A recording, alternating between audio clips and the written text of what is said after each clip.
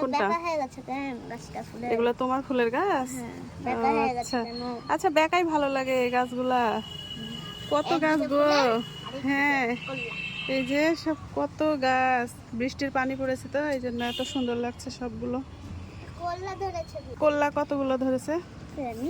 দেখি আব্বু, কতগুলো করলা ধরছে